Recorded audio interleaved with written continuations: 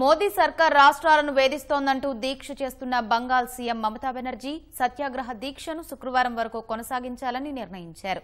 రాజ్యాంగ పరిరక్షణ, దేశాన్ని రక్షించాలనే నినాదాలతో దీక్ష కొనసాగిస్తున్నట్లు చెప్పిన మమతా బెనర్జీ ఎలాంటి పరిణామాలైనా ఎదుర్కొనేందుకు సిద్ధమని స్పష్టం చేశారు.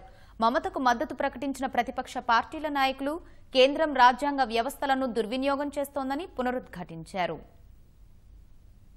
కోల్కతా పోలీస్ కమిషనర్ రాజీవ్ కుమార్ ను సీబీఐ అధికారులు ప్రశ్నించడం అనంతర పరిణామాల మధ్య బంగాల్లో రాజుకున్న రాజకీయ వేడి తారాస్థాయికి చేరింది. ఆదివారం రాత్రి చేపట్టిన సత్యాగ్రహ దీక్షను కొనసాగిస్తున్న బంగాల్ ముఖ్యమంత్రి మమతా బెనర్జీ దేశంలో ప్రజాస్వామ్య పరిరక్షణ జరిగే వరకు ఆందోళన కొనసాగుతుందని తేల్చి చెప్పారు. తన దీక్ష మోదీ సర్కార్ రాజకీయ వేధింపులకు వ్యతిరేకంగానే తప్ప ఏ ప్రభుత్వ సంస్థకు వ్యతిరేకం కాదని స్పష్టం చేశారు. రాజకీయ రగడ విస్తృతమైన నేపథ్యంలో టీఎంసీ శ్రేణులు శాంతియుతంగా ధర్నాలు చేయాలని, దిష్టిబొమ్మలు దహనం చేయవద్దని మమతా బెనర్జీ పిలుపునిచ్చారు.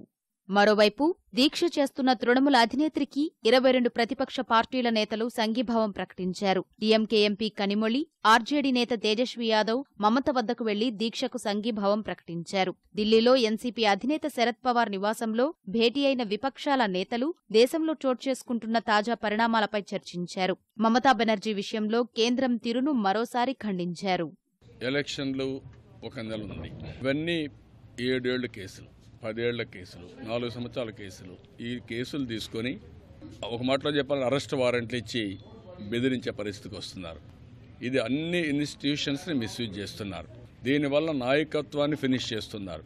ఈ దేశంలో ఏ నాయకుడు ఉండకూడదు. దీన్ని చాలా ప్రజాస్వామ్యవాదులందరూ దీన్ని కండెమ్ చేయాల్సిన అవసరం ఉంది.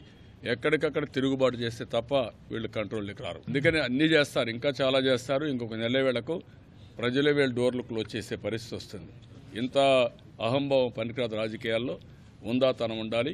అదే మరిగా అన్ని రాజకీయ పార్టీలు ఇంత మునుపు అధికారం ఉన్నప్పుడు కూడా వాళ్ళు ఇట్ని ఆలోచించుంటే వీళ్ళు వచ్చేవాళ్ళండి.